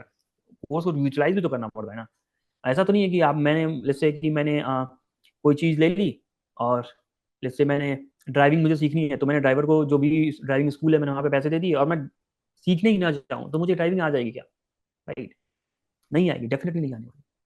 आपको उस प्रोस जुड़ने के बाद प्रोसेस में जाना पड़ेगा। एंड अब तक आपको आई थिंक वो बात समझ में आ चुकी है, अगर आपने एक एक अटेम्प्ट दे दिया हो, या इवन 3-4 महीने भी अगर तैयारी में अगर आपके हो गए, तो आपको इतनी बात तो समझ में आ गई होगी कि एक बिना रिगर लगाए, बिना मेहनत किए, बिना खुद लगे काम कुछ नहीं होने वाला है। और कोई भी चीज़ बस ले लेने से, कोर्स ज्वाइन कर लेने से, lot of people in the foundation classes, I have worked in all the big coaching institutes, आप देखो, lot of people who join the foundation classes in bigger coaching institute, they don't go, जाते ही नहीं है 2 महीने के बाद। सीटें खाली हैं, पहले दिन पूरी सीट भरी थी, दूसरे दिन पूरी सीट खाली, मतलब 2 महीने के बाद the very 50% of people they go and they, it is why, because accountability नहीं है, कोई पर्सनल है ही नहीं इंसान जिससे वो बात कर पाए if they have any problem, right? ठीक है, तो this what the ecosystem, now how to utilize this ecosystem, अब जाके समझते हैं। यहाँ पे बहुत ध्यान देना, I want your proper attention here, right? Everybody, I want your focus here, how to effectively utilize the means, and even if you're not able to join us, right, this is what you have to do, यही तुमको करना है। by any reason if you're not able to join us, no matter, यही तुमको करना है। कब तक? जनवरी तक, ठीक है, जनवरी तक तुमको यही करना है, ठीक है। अब समझो क्या, हमने जब प्रोग्राम डिजाइन किया, तो 3 फेज में बांटा, सिंपल सा, 3 फेज में बांटा इस पूरे प्रोग्राम को। पहला किस फेज में बांटा कि हम चाहते हैं क्या, कि जब तक एक, अंडरस्टैंड दिस, फिर से समझो इस चीज को, हमने जब प्रोग्राम डिजाइन किया, हमने 3 फेज में इस प्रोग्राम को बांटा कि हम इस तरीके से चलेंगे और इस तरीके से लेके जाएंगे इन तीनों फेज में, ताकि हमारे साथ जो बच्चा है जब उस प्रोसेस से गुजरे, वो एग्जाम के बहुत क्लोज पहुंच जाए, आंसर राइटिंग में वो पर्टिकुलर स्टेज पे पहुंच जाए, जिससे एग्जाम निकालने के बहुत क्लोज चला जाए और एग्जाम को निकाल ले। ठीक है, मैं बार बार ये बोल रहा हूँ, एग्जाम निकालने के क्लोज पहुंच जाए, तो ये नहीं कह सकता कि आप एग्जाम निकाल। दैट्स ऑल्सो, अगर आप बहुत जैसे समझदार बच्चे हो तो आपको ये पता होगा कि हम आपको प्रोसेस से इतना पास लेके चले जाएंगे ना, कि आप एग्जाम डेफिनेटली निकालोगे, but there are chances hit and misses, right? तो not talking about that, luck पे नहीं बैठना अपने को, मेहनत करने पे बैठना है। तो अगर हार्ड वर्क की बात करें तो what we have done is तीन फेज में हमने इसको डिवाइड कर दिया, ठीक है। नाउ मेंस के लिए जो यूपीएससी का जो सबसे ऑथेंटिक सोर्स है वो क्या है, कि वो आपका अगर आप देखोगे तो आपको पीवाईक्यूज मिले हुए और सिलेबस मिला हुआ है, ठीक है। सिलेबस मिला हुआ है और पीवाईक्यूज मिला हुआ है। बहुत ध्यान से सुनना मेरी बात, I don't want anyone to say क्या कहते हैं कि आपको यहाँ से बिल्कुल डिस्ट्रैक्ट नहीं होना है। Even if you are not joining us, do these things, that this is very important, right? This is the main analysis that I am going to talk about in next 15 minutes, right? तो UPSC ने हमको सिर्फ दो चीजें दी, एक दिया हमें syllabus, दूसरा दिया हमें पीवाईक्यू, ठीक है। और हम जितना इस पे एनालिसिस कर लेंगे, जितना जिस लेवल पे एनालिसिस कर लेंगे इसकी, और उतना ज्यादा हमारे लिए अच्छा होगा कि हम एग्जाम को क्लियर कर पाए, राइट? तो हमारा फर्स्ट फेज यही है कि हमने क्या किया कि अब यूपीएससी का जीएस 1 2 3 4 का सिलेबस बहुत ही बड़ा है, बहुत बड़ा है, राइट? और इसको पूरा करने के लिए तुमको एटलीस्ट 4 महीने चाहिए, ठीक है। वो एक दिन की बात नहीं है। आपने पॉलिटी पढ़ लिया 15 दिन, आपको लग रहा है सब कुछ कर लिया मैंने, 10 साल के क्वेश्चन सॉल्व कर लिए, नहीं। गवर्नेंस कर लिया, नहीं। आईआर कर लिया, नहीं। इथिक्स कहाँ रह गया आपका? इथिक्स भी कर लिया सर, तो केस स्टडी कहाँ रह गया? केस स्टडी नहीं बचा, अभी केस स्टडी भी हो गया तो जैसे कोटेशन बेस कहाँ रह गया? ठीक है, आर्ट एंड कल्चर कब करोगे?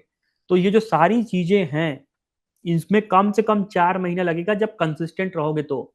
और जहां बाहर गए कंसिस्टेंसी के, तो ये कब 10 महीना हो जाएगा, कब 2 साल हो जाएगा, अटेम्प्ट के बाद अटेम्प्ट हो जाएगा, कभी पता आपको चलेगा ही नहीं,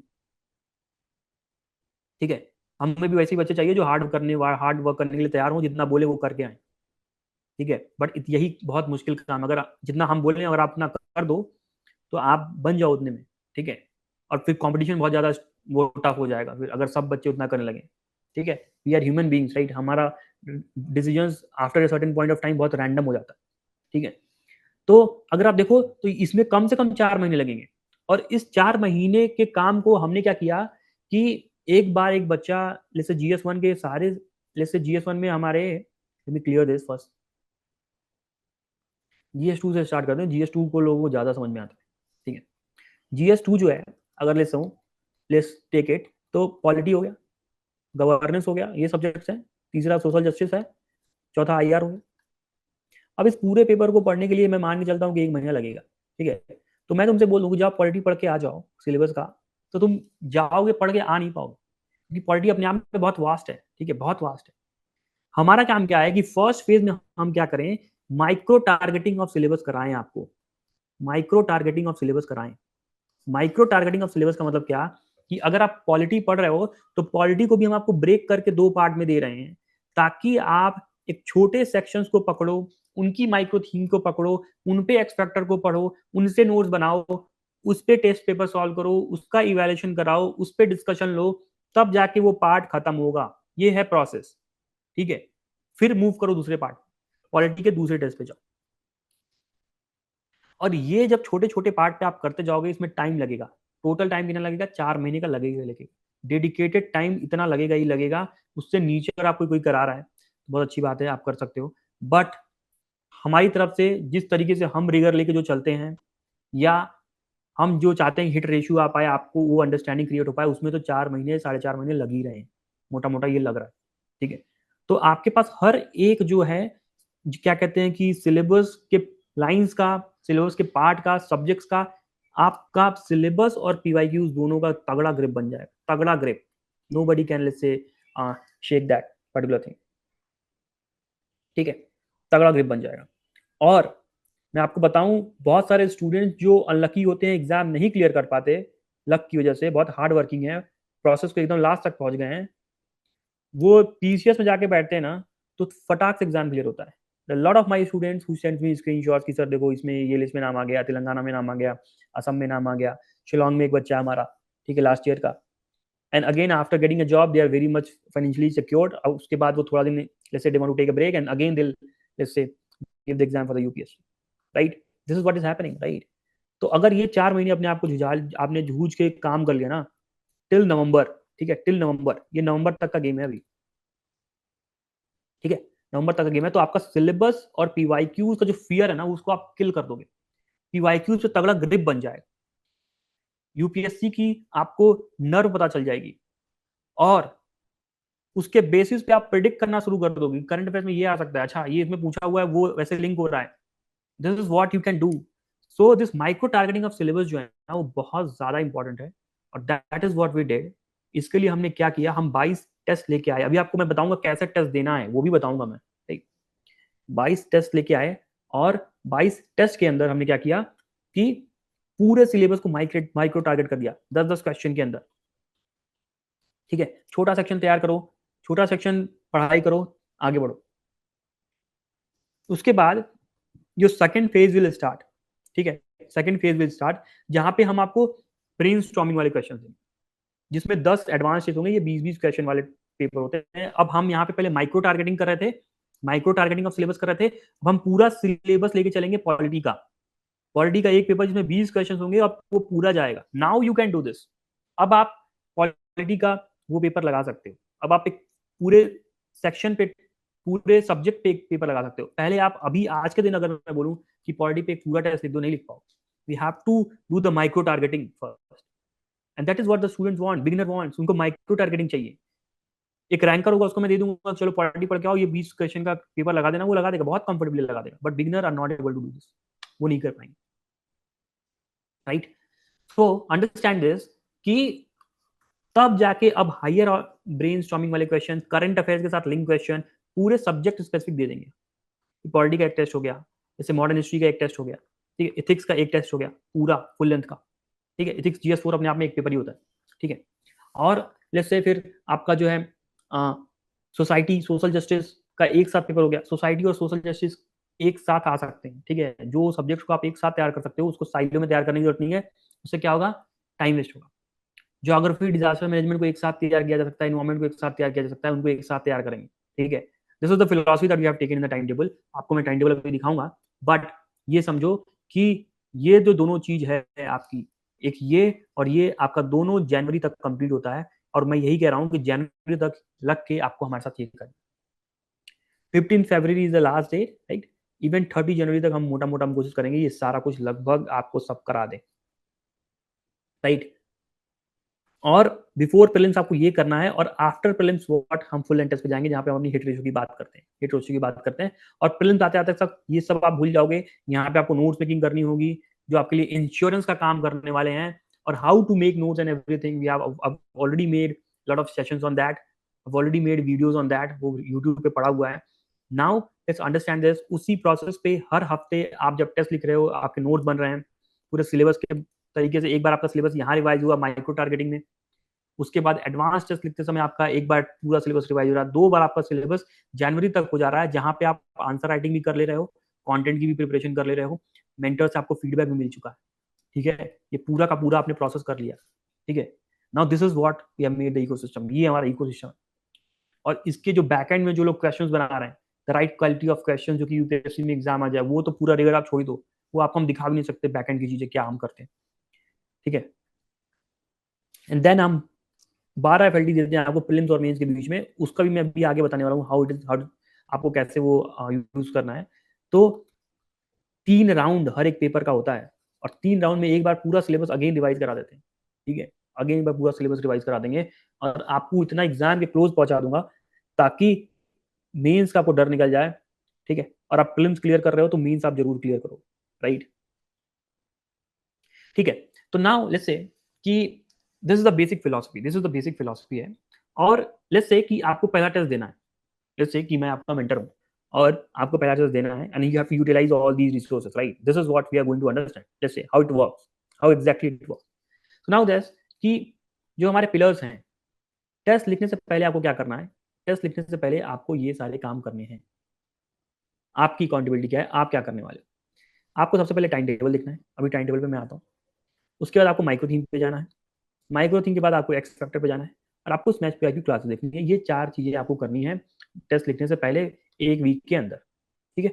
एक वीक के अंदर आप करोगे, और 7वें दिन या 8वें दिन आप टेस्ट देखोगे, ठीक है। 7वें दिन या 8वें दिन क्या करोगे, आप यहाँ पे आके टेस्ट लिखो। टेस्ट लिखने के बाद का प्रोसेस हमारा स्टार्ट होता है कि हम इवेल्युएशन करेंगे उसको, ठीक है, आप मॉडल आंसर्स देंगे आपको उसके, ताकि आपको प्रिसाइज पॉइंटर्स मिल पाए, आर्टिकुलेशन करने का तरीका मिल पाए, और मेंटर का डिस्कशन करेंगे। This is our job, this ऊपर वाला इज योर जॉब। ऑलरेडी हमने ये सारी चीजें बना के दी हैं, that is again our job only, but आपको इन पे काम करना पड़ेगा। This is your job, paper देना आपका काम है, हमारा काम यहाँ से स्टार्ट, राइट। अब how it works, let's understand how it works. तो इसको जरा समझो कि this is the time table, let's say for smash mains 26 program, ठीक है। जो जुलाई बैच का टाइम टेबल हमारे पास है, 13 जुलाई से पहला टेस्ट स्टार्ट हो रहा है, ठीक है। 13 जुलाई से पहला टेस्ट स्टार्ट हो रहा है। I want everyone to be very attentive. आपको इसी तरीके से पढ़ना है। अगर आपके पास, if any case you are not able to join us, but पढ़ना आपको ऐसे ही है। This is the rigour that is required, that you have to take, ठीक है। एफर्ट यही मारना है। पहली बात, आप जो टाइम टेबल की फिलॉसफी देखो, 22 हमने बेसिक टेस्ट दिए आपको, ठीक है, जो आपके नवंबर तक खत्म हो जाएंगे, अक्टूबर तक खत्म हो जाएंगे, लगभग 4 महीने लग रहे हैं। हम 4 महीने के अंदर आपको सिलेबस के पूरा ग्रिप बनवा देंगे। सिलेबस और पीवाईक्यूज पे पूरा ग्रिप बनवा देंगे। पीवाईक्यूज 12 साल के पीवाईक्यूज पे ग्रिप बनवा देंगे, 2 4 5 साल के नहीं, 12 साल के। अगर आप देख रहे हो तो ये यहाँ पे आके फ्यूल सी, ये देखो 30 अक्टूबर तक क्या हो रहा है हमारा। 30 अक्टूबर तक 22 का 22 बेसिक टेस्ट जो M22 लिखा हुआ है वो खत्म हो रहा है, मेंस का टेस्ट M22। उसके बाद मेंस का एडवांस टेस्ट चालू होता है 2 नवंबर से, ठीक है। अगेन यहाँ पे पूरा का पूरा पॉलिटी है। यहाँ देखोगे तो 15 फरवरी को ये खत्म होता है, ठीक है। 15 फरवरी को हमने ऐसा टेस्ट डाला है कि science and tech and internal security, जो बहुत ही करंट ओरिएंटेड है। इसीलिए जब तक आप अपनी प्रीलिम्स की तैयारी शुरू कर दोगे, उस समय भी इसको लिख सकते हो। बट आप देखो, अगर देखना चाहो तो 18 जनवरी को एक टेस्ट था, उसके बाद ऑलमोस्ट 1 फरवरी को, ठीक है, संडे इस दिन पड़ रहा है, वरना हम 31 जनवरी को ही डाल देते। तो लगभग जनवरी तक आप पूरा प्रोग्राम के साथ खत्म कर लोगे चीजों को। This is the time table, right. This is the time table मोटा मोटा, कि जनवरी तक हमको खत्म करना ही करना है। जनवरी के बियॉन्ड हम नहीं जा सकते, डेफिनेटली नॉट। प्रीलिम्स बहुत अनप्रिडिक्टेबल हो रहा है, और हमारे बहुत सारे ऐसे स्टूडेंट्स जो बहुत एग्जाम के क्लोज पहुंच चुके हैं, वो नहीं एग्जाम क्लियर कर पाए प्रीलिम्स का। उसका हमें बहुत दुख है। 2 4 रिजल्ट हमारा वैसे रुक गया, ठीक है। मूविंग ऑन, मैं बताता हूँ कि हमने ये जो टाइम टेबल बनाया बहुत रैंडम नहीं बनाया, अपने मन से उठा दिया और कुछ भी डाल दिया, राइट। अगर आप देखो, हर एक चीज की फिलोसफी है। पॉलिटी का टेस्ट पहले डाला है, बिग 4 पहले डाले हमने। बिग 4 मतलब क्या? पॉलिटी आपका हो गया, ठीक है, आपका जैसे इकोनॉमी हो गया, इकोनॉमिक्स और एग्रीकल्चर जुड़ के आता है डेफिनेटली। हिस्ट्री हो गई आपकी, और ज्योग्राफी हो गई आपकी। ये बिग 4 सब्जेक्ट्स हैं जो एक बिगिनर शुरुआत में पढ़ता ही पड़ता है। अगर आप स्टार्ट करो अपनी प्रिपरेशन, आप पॉलिटी से स्टार्ट करोगे, या हिस्ट्री से स्टार्ट करोगे, या ज्योग्राफी से स्टार्ट करोगे, या इकोनॉमी से स्टार्ट करोगे, राइट। पॉलिटी और इकोनॉमी जरूरी है पहले पढ़ना, क्यों? क्योंकि करंट अफेयर्स फिर समझ में आना शुरू हो जाएंगे। अगर आप ज्योग्राफी पढ़ रहे हो, मॉडर्न हिस्ट्री पढ़ रहे हो, और 2 महीने इसी में लगा दिए आपने, और उसके बाद आप पॉलिटी और इकोनॉमी शुरू करोगे, तो करंट अफेयर्स की समझ क्या है बाद में आएगी, ठीक है। डिजाइन हमने वैसे किया हुआ है, ठीक है, ताकि आपको बेटर चीजें समझ में आ पाए। बिग 4 आपने समझा इसकी फिलोसफी, ठीक है, कि टेस्ट बनाने की फिलोसफी होती है। हम ऐसा नहीं कर सकते कि आपका मॉडर्न हिस्ट्री पहले करा रहे हैं, ठीक है। दूसरा आप देखोगे, environment disaster management, geography, environment disaster management. Geography के जस्ट बाद इन्वायरमेंट डिजास्टर मैनेजमेंट ले आया। क्यों ले आया? ताकि बहुत सारी चीजें ओवरलैप होने वाली हैं यहाँ पे। मैं ज्योग्राफी का टेस्ट पहले दे दूं, और इन्वायरमेंट बायोडाइवर्सिटी और डिजास्टर मैनेजमेंट मैनेजमेंट का टेस्ट जो है मैं लास्ट में रख दूं, और बीच में बहुत सारे टेस्ट ठूस दूं, ताकि आप यहाँ पे भी साइलो में तैयार किए थे, लास्ट में जाके साइलो में तैयार करोगे, दोनों में इंटरलिंकेज ही नहीं हो पाएगा, ठीक है। वो सब काम नहीं करना अपने को। बहुत एक क्रोनोलॉजी, एक लेट्स से जो भी एक लॉजिकल फ्लो में टेस्ट होने चाहिए थे, उस तरीके से हमने इसको डिजाइन किया है। अगर आप देखोगे, एथिक्स का भी हमने टेस्ट डाला हुआ है। आप देखोगे एथिक्स के 2 टेस्ट हैं छोटे छोटे सेक्शंस पे, उसके बाद केस स्टडी है। सोसाइटी सोशल जस्टिस एक साथ डाला हुआ है। Can see this? बाद में लेके क्यों आए हैं? मेंस का पार्ट है। अब आप देखो, मेंस का पार्ट हमें सूझ जाता है। एथिक्स मेंस स्पेसिफिक हो गया पूरा का पूरा, सोसाइटी सोशल जस्टिस पूरा का पूरा मेंस स्पेसिफिक हो गया, ठीक है। आर्ट एंड कल्चर लास्ट में लोग पढ़ते हैं जनरली, ठीक है। बट ऊपर ऐसे सब्जेक्ट्स हैं जो प्रीलिम्स और मेंस दोनों ओवरलैप कर रहे हैं। नीचे हमने मेंस, सिर्फ ओनली मेंस वाले को पकड़ना शुरू किया फिर। और आप देखोगे सोसाइटी और सोशल जस्टिस एक साथ जाता है, एक साथ जाता है। आप social justice of GS2, society of GS1 silo में नहीं तैयार करोगे, इंटरलिंकेज ही नहीं हो पाएगा, मल्टी डायमेंशनल इंटरडिसिप्लिनरी अप्रोच ही नहीं ले पाओ। तो this is what the philosophy is, right. Let's suppose कि आपको हमारा, लेट्स सपोज क्या करना है आपको हमारा, बहुत ध्यान से देखना। I just want your full attention here right now, right. अब आप मुझे आपका फुल अटेंशन चाहिए। अब मैं बता रहा हूँ कि मैं एग्जैक्टली कैसे अपने स्टूडेंट से टेस्ट लिखवाता हूँ। लेट्स सपोज कि यू लेट्स सपोज कि कौन है यहाँ पे, नमजा। लेट्स से नमजा is my student and he wants to write test 1। ठीक है, नमजा चाहता है कि मैं टेस्ट 1 लिखना चाहता हूँ। तो this is the time table. I will say कि देखो टाइम टेबल वो क्या है। तो टाइम टेबल क्या है कि सर पॉलिटी का टेस्ट है पहला, मुझे देना है अगले हफ्ते 7 दिन के अंदर। और सिलेबस क्या है, ये छोटा सिलेबस है।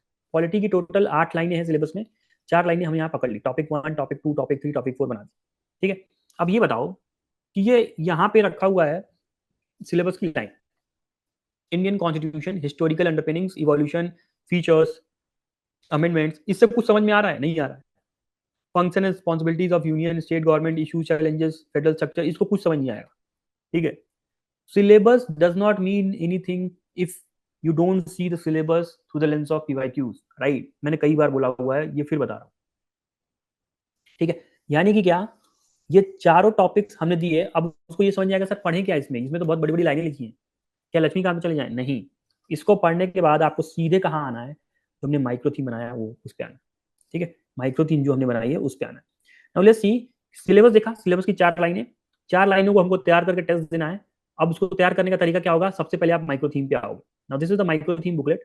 उस पर्टिकुलर टॉपिक पे हम चलते हैं कि कौन कौन से सिलेबस की लाइनें हमें प्रिपेयर करनी थी, और उस पर आते हैं, समझते हैं कि क्या करना है।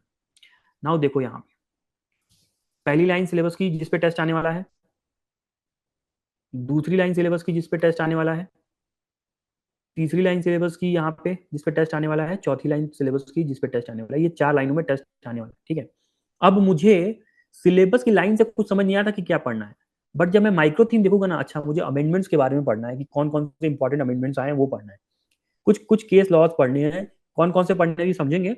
बट ये तो समझ में आ गया कि ये पढ़ना है केस लॉज, डीपीएसपी पढ़ना है, okay very important, making of the constitution पढ़ना है, जो भी हमारे लेट्स से कि एक्ट से पहले वाले वो सारी चीजें, या रिपब्लिक वर्ड क्यों जुड़ा है प्रियम्बल में, making of the constitution total, वो सारी चीजें यहाँ पढ़नी है। फंडामेंटल राइट्स पढ़ना है, यानी कि हमें इस पर्टिकुलर लाइन ऑफ सिलेबस से उसको पता चल जाएगा अब नमजा को कि उसको ये 5 चीजें पढ़नी है, 1 2 3 4 5, ये 5 चीजें उसे पढ़नी है।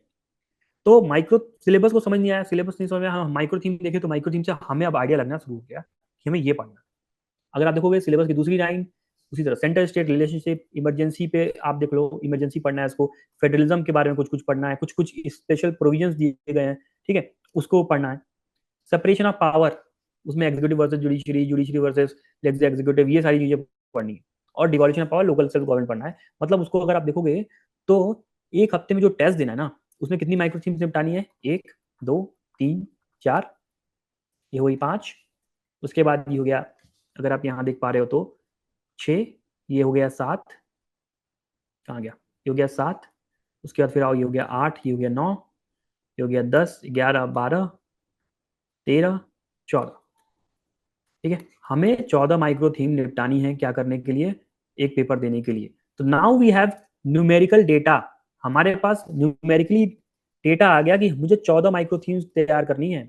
यानी कि सिलेबस की 4 लाइनों को जब मैंने ढंग से खोल के देखा, तो मुझे ये पता कि 14 माइक्रो थीम तैयार करके टेस्ट देना है, ऐसे नॉर्मली जाके नहीं कि बस आगे बैठ गए 4 लाइन पढ़ के। ठीक है, ठीक है, अब अब ये समझते हैं कि 14 माइक्रो थीम पढ़नी है, एक माइक्रो थीम को उठा के देखते हैं कि उसमें क्या पढ़ना है और कैसे उसको पढ़ेंगे।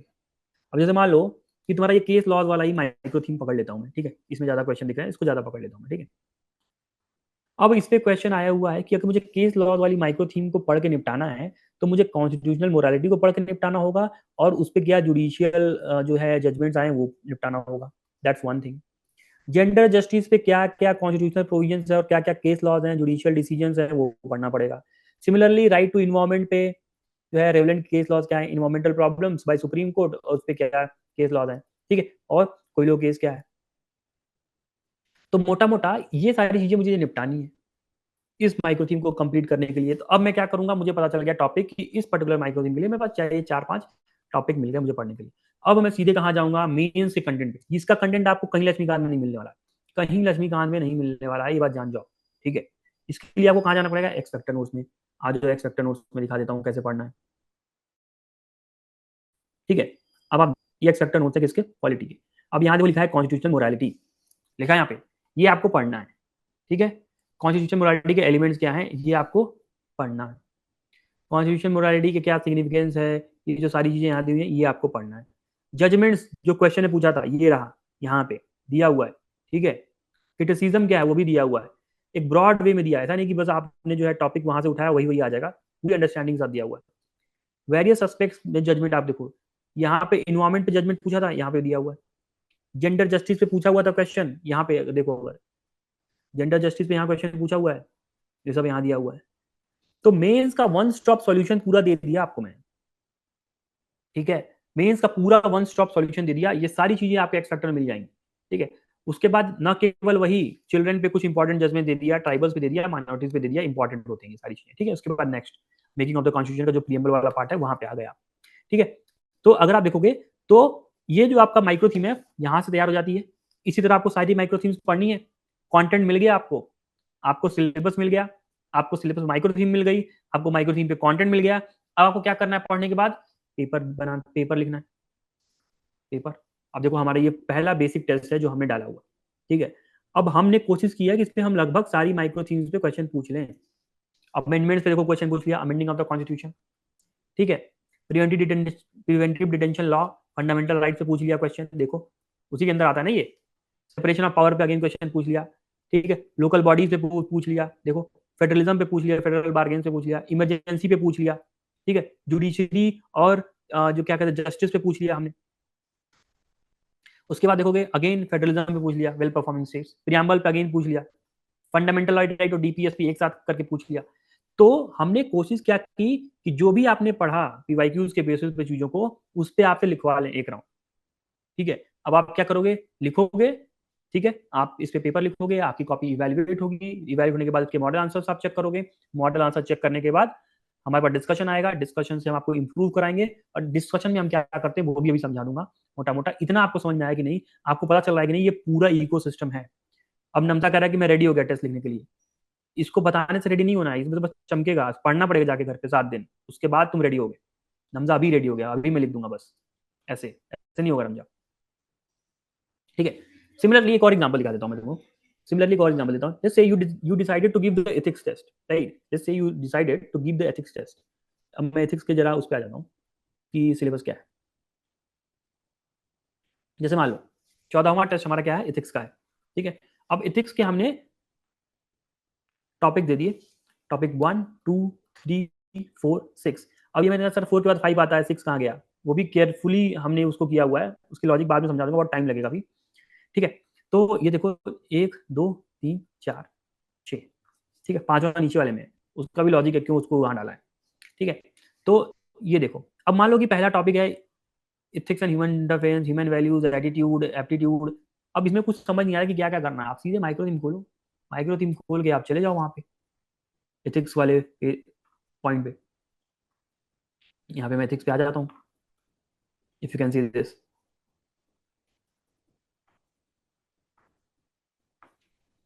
अब यहाँ से आपका 6 स्टार्ट हो गया, ठीक है। ये देखो, अब पहला क्या है सिलेबस का line, ethics and human interface.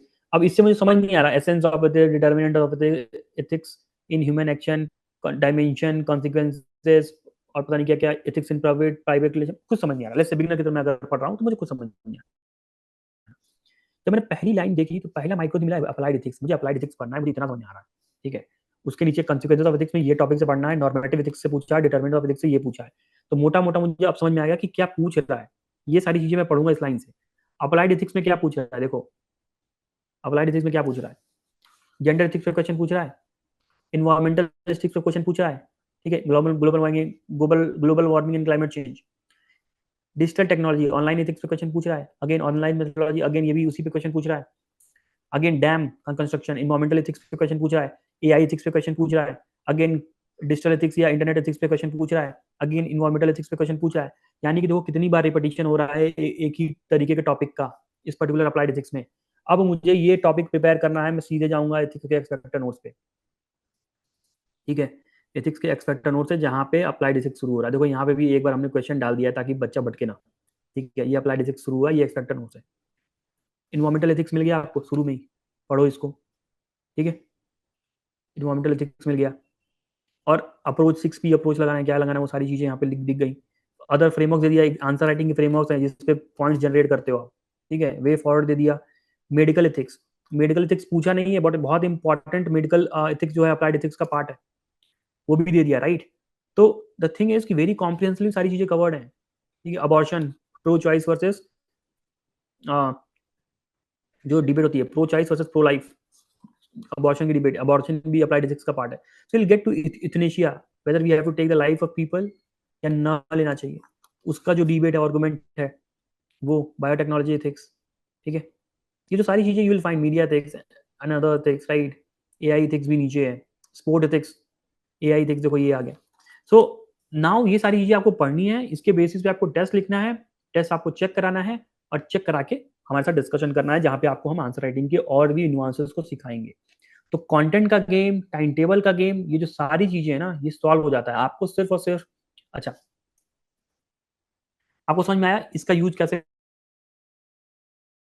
करना है? और आपके पास मेरा क्लासेस उधर की क्लासेस देख लेते हैं। आपको नहीं समझ आ रहा, लिखने में फिर भी एनर्जी आ रहा है, तो सी दर क्लासेस रिकॉर्डेड है, और 26 के लिए मेंस के बाद शुरू करने वाले हैं वापस से, ठीक है। इतनी बात समझ में आई तो फिर मैं आगे बढ़ूंगा, इतनी बात समझ में आई तो मैं फिर आगे बढ़ता हूँ, इतनी बात समझ में आती है। ओके, अनुषा को समझ में आ गई। अटेम्प्ट किया टेस्ट, आफ्टर टेस्ट, ये हमारा काम है, ये अब हम करने वाले हैं, ठीक है। अब देखो, अब हम क्या करेंगे कि मेंटर से तुमको क्या एक्सपेक्ट करना चाहिए, कि मेंटर तुमको क्या कराएगा, ठीक है। मैं बोल दूं मैं तुमको करा दूंगा, तो क्या कराऊंगा तुमको, समझो जरा। पहली बात, टेस्ट से पहले क्या करूंगा, टेस्ट के बाद क्या करूंगा, दोनों में आप क्लियर समझो, ठीक है। मेंटर्स की अकाउंटेबिलिटी समझो जरा। टेस्ट के पहले क्या होगा, टेस्ट के बाद क्या होगा। Sir please give me explanation about polity. भाई यहाँ पे क्लास थोड़ी चल रही है, ये वीडियोस बन रही है, वीडियो भी रिकॉर्ड हो रही है, इसको यूट्यूब पे भी जाना है। तुम ऐसा करो, अपना डिटेल डालो चैट बॉक्स में, तुम पे कल कॉल होके सारी चीजें वापस समझा दी जाएंगी, राइट, ठीक है। देखो, पहली बात, जब आप प्रीलिम्स का टेस्ट, प्री टेस्ट क्या होगा, प्री टेस्ट मतलब टेस्ट से पहले मेंटर का क्या रोल है, टेस्ट के बाद मेंटर का क्या रोल है। बहुत ध्यान से समझना, यहाँ पे मैं पूरा एकेडमिक जाने वाला हूँ, ठीक है, बहुत ज्यादा एकेडमिक जाऊंगा, जरा समझ लेना। Strategic building, strategy building, right. Personalize road map होना चाहिए, थोड़ा सा पर्सनलाइज। आपको हो सकता है कि आप पहला टेस्ट पॉलिटी का ना लिखो, आप हो सकता है ज्योग्राफी पढ़ रहे हो, ठीक है। तो अब आप स्विच करके पॉलिटी पे तो जाओगे नहीं, क्योंकि आप ज्योग्राफी पढ़ने के मोमेंटम में हो। मेरा काम ये है कि अगर आप, ठीक है, अगर आप, देयर समबडी सेइंग कि I have talk to the mentor regarding the smash maze but the fees hurt me a lot, I am suffering from financial problem, for you and for the people who are there in this particular session we are giving 30% discount on the price, as simple as that, ठीक है। 30% off the discount that we are giving right now, ठीक है, right now we are giving, ठीक है। Moving on, strategy building, मतलब अगर आप geography अभी पढ़ रहे हो, इथिक्स पढ़ रहे हो, तो मेरा ये काम नहीं है कि मैं तुमको ना वापस से पॉलिटी पे लेके आऊँ, तब मुझे कुछ रीओरिएंट करना पड़ेगा तुम्हारे हिसाब से, तुम्हारी पर्सनलाइज स्ट्रेटजी बनानी पड़ेगी, right, that's the one thing, ठीक है। ऐसा नहीं कि मैं तुमको one size fit for all approach में लाके डाल दूं। दूसरा, हफ्ते भर जो आप पढ़ाई करोगे, जो मैंने समझाया कि आपने सिलेबस देखा, फिर आपने माइक्रो थीम पे गए, फिर माइक्रो थीम से आप एक्स फैक्टर पे गए, एक्स फैक्टर के बेसिस आपने पढ़ा, फिर आपने टेस्ट दिया, तो हफ्ते भर जो ये काम कर रहे हो ना, अगर जो इसमें तुम नोट्स बना रहे हो, अपने मेंटर को एक बार भेज दो व्हाट्सएप पे, चेक करा लो, फीडबैक ले लो उस पर कि सही जा रहा है कि नहीं जा रहा है। ऐसा तो नहीं कि आप कहीं बना लिए, पूरे हफ्ते टाइम वेस्ट कर दिया आपने। जस्ट सेंड देम कि सर मैं ये बना रहा हूँ, just get get it checked, right, get it checked, और उससे पूछ लो कि सर ये राइट स्टडी में जा रहा है कि नहीं। दिस इज ताकि आप भटको मत इस एक हफ्ते में, ठीक है,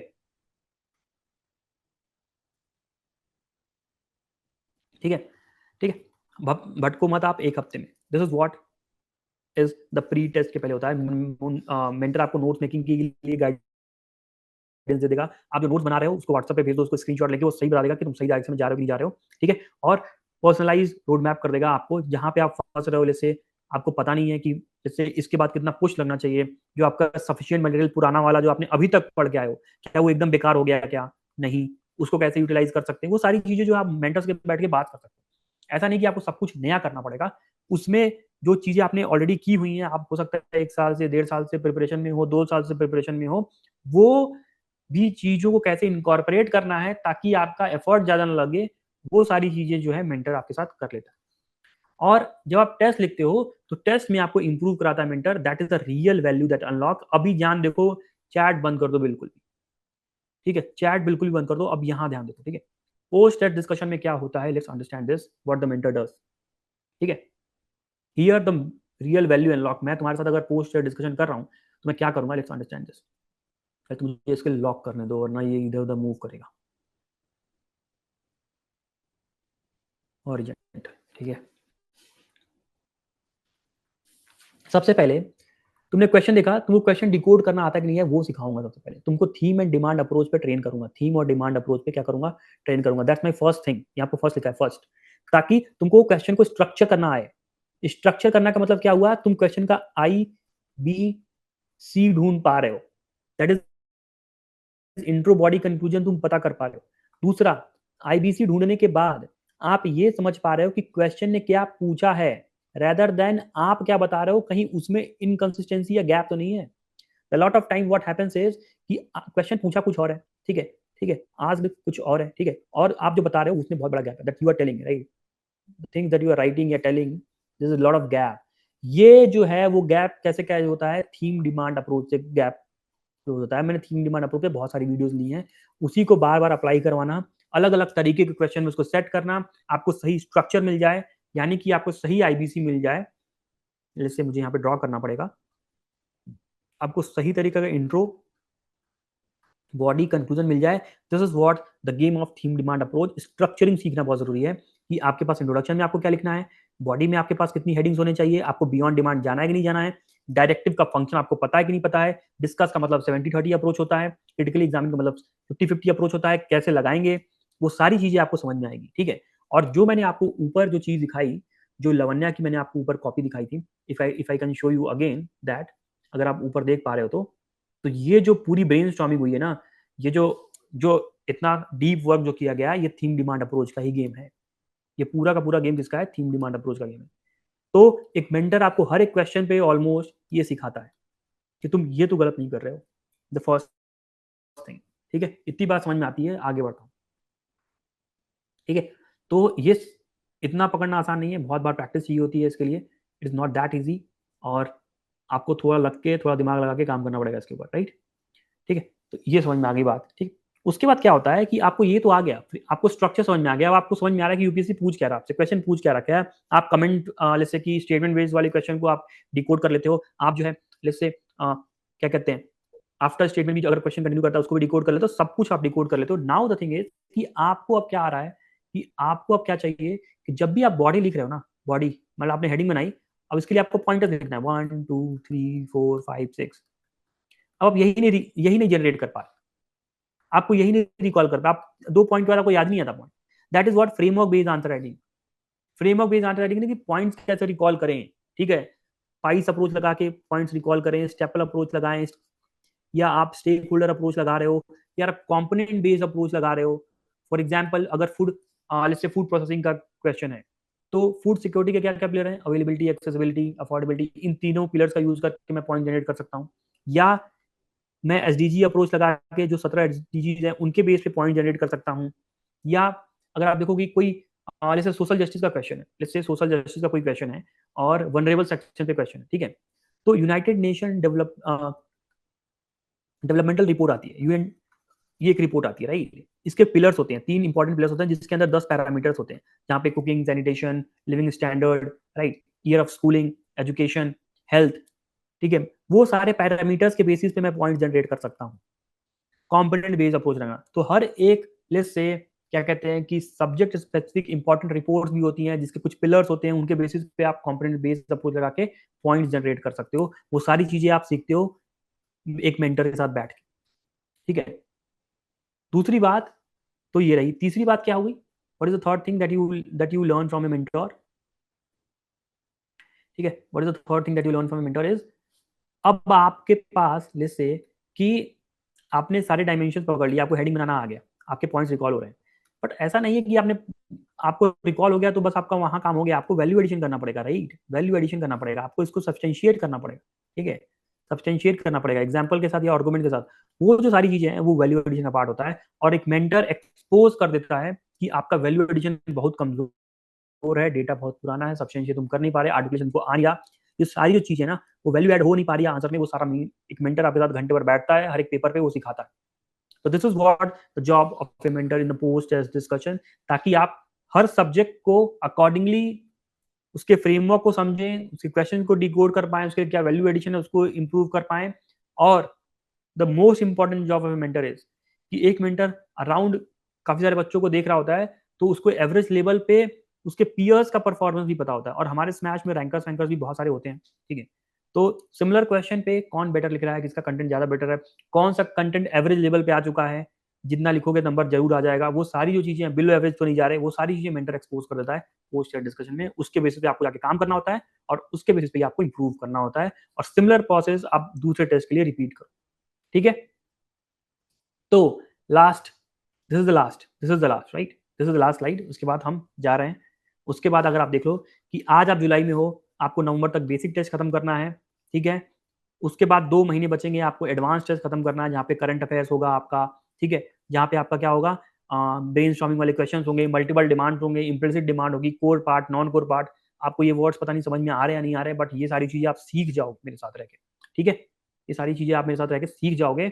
मूविंग ऑन, अब यहाँ पे आएगा आपका प्रीलिम्स, और यहाँ तक आपका जो आपने पढ़ा था सब भूल जाओगे इन 4 महीनों में, सब भूल जाने वाले हो। I am telling you this, सब भूल जाने वाले हो। अभी मैं मेंस के स्टूडेंट्स के साथ डील कर रहा हूँ, राइट, ठीक है।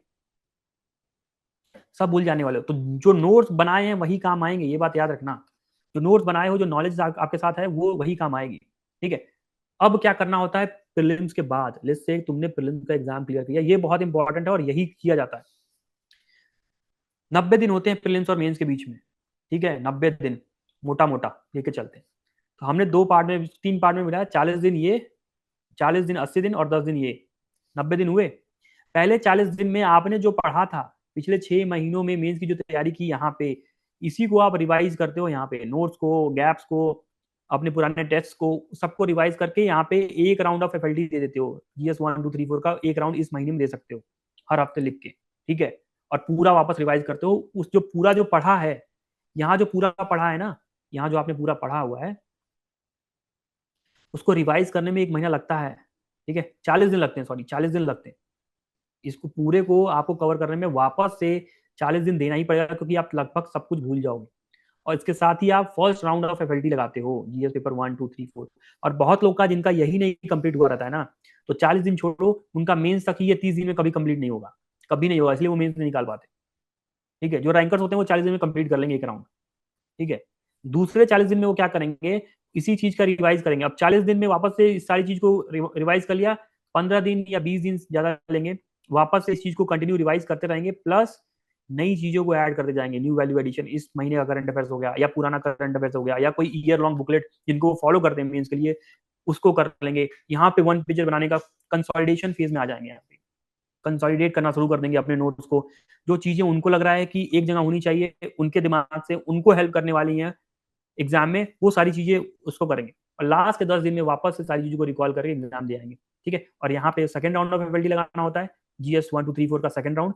और लास्ट में के 10 दिन में हम एक बार मिमिक करते हैं, मतलब 3 दिन के अंदर, और सुबह शाम पेपर जैसे होता है यूपीएससी में, वो वाली थर्ड राउंड में मिमिक करा के we make them final for let's say giving the mains examination. This is what we do, right, this is what we do.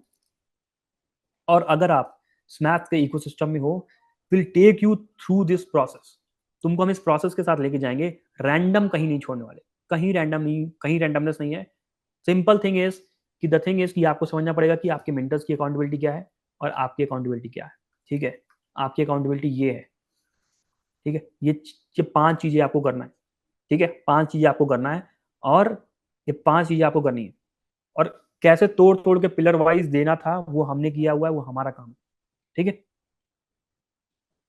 Moving on, तो ये तरीका होता है। जो लड़का ये तैयारी करके लाएगा ना, वही 40 दिन के अंदर या मैक्सिमम 45 डेज, 1.5 महीने के अंदर वापस से सारी मेंस की चीजों को कर लेता है तैयार।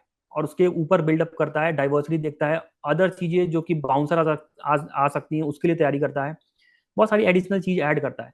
जो ये नहीं किया रहेगा वो इसी चीज में घूमता रह जाएगा, ठीक है। फिर वो मुझसे सोचेगा सर बाउंसर क्वेश्चन आ गया तो कैसे तैयारी करें, पहले तुमने यही नहीं किया और तुमको इसी में से कोई क्वेश्चन आ जाता है, तुमको बाउंसर लगता है। तुमको इसी में से क्वेश्चन कोई आ जाता है वो बाउंसर लगता है, और तुम मुझसे पूछो कि बाउंसर क्वेश्चन आ गया तो कैसे तैयारी करें। एक्जैक्टली वो क्वेश्चन बाउंसर है कि नहीं पहले ये समझना पड़ेगा, राइट, दैट्स द गेम। तो उसके बाद एग्जाम देते हो and then you clear exam, ठीक है। So if you are in the smash ecosystem, बहुत ही कम समय के अंदर, और अगर आप मेहनत करने के लिए तैयार हो तो ज्वाइन करो। और जो हमारे लिए क्या कहते हैं कि हमारे साथ जनवरी तक लग के रखो, जनवरी तक लग के रहो हमारे साथ, और जनवरी तक आपको ट्रांसफॉर्म कर देंगे हम। अगर आप हर हफ्ते हमारे साथ टेस्ट लिख रहे हो, ठीक है, और उसका डिस्कशन देके इतनी अंडरस्टैंडिंग, इतने नुआंसेस लेके आ जाएंगे आपके साथ, ताकि आपका एग्जाम निकालना बहुत से एग्जाम निकालने के बहुत क्लोज पहुंच जाओगे। And for the people who are here in this webinar, I think how many people are there, जो भी लोग हैं यहाँ पे, this is the QR code, ठीक है। I think this is only valid for 24 hours, right.